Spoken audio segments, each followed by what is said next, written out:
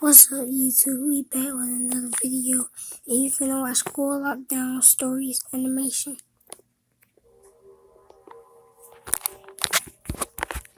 It was a typical boring day in calculus, only it was Friday, 7th period, meaning the week was almost over and spring break would finally be upon us, so everybody was getting antsy in their seats, I could tell. We didn't have a test that day like a lot of my friends did with their other teachers, so our teacher in the middle of class just decided to start playing games with us on Sporkle.com. He was a very laid-back teacher like that. As we were doing some brand logo quiz on Sporkle, I remember the exact moment it happened. Right after my friend answered a question, I remember the exact answer too, Adidas. The dean's voice came through the loudspeaker. He sounded panicked and frantic as he told all the teachers this was not a drill and to go into lockdown.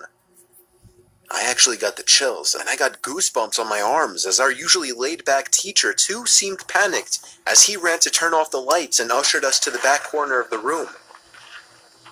We all sat in silence for about 2 minutes, and then the usual buzzing that came from a panel in the back of the room ceased, indicating that the school must have cut all the power. We all looked at each other, realizing this must be serious. A few more minutes of waiting later, we heard a man screaming at the top of his lungs coming down the hallway. 2 girls in the class actually started crying, which made all of us even more scared. As the screaming got closer to the classroom, the lunatic-sounding man started banging on the lockers while screaming, "I'll kill all of you." It was at that moment that I started to fear for my life. My teacher shushed us as we all looked at each other to see our peers' reactions.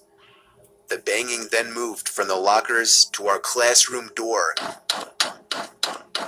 And that's when one of the crying girls screamed no. The banging on the door only grew worse as the man started screaming, "Open up." 2 of the girls in the class were crying out loud now. It felt like an eternity that man was pounding at the door, but eventually he finally continued down the hallway, screaming like a mentally insane person until we could not hear him anymore. I'd say 10 minutes later, though it felt like half an hour given the situation, the dean came back on the loudspeaker explaining the situation, which was surprising for him to do. He explained that some apparently mentally unstable person entered the building and assaulted the woman sitting at the front desk, causing her to flee the building screaming, and staff wasn't sure if the man was armed or not. Now this was before the school had cameras or could afford proper security, so the school was wide open to something like this happening.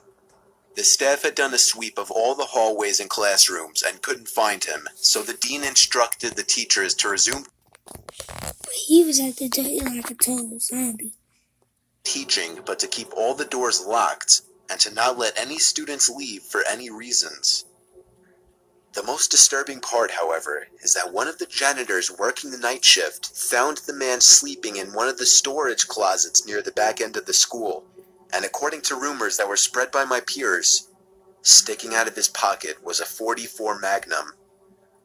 The janitor must have done something stupid to wake him up, for example, leaving the closet door open, because by the time a police officer could arrive on the scene, the man was gone.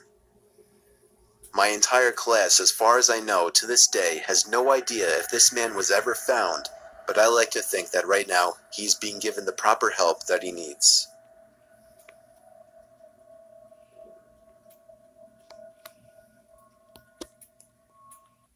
I do too.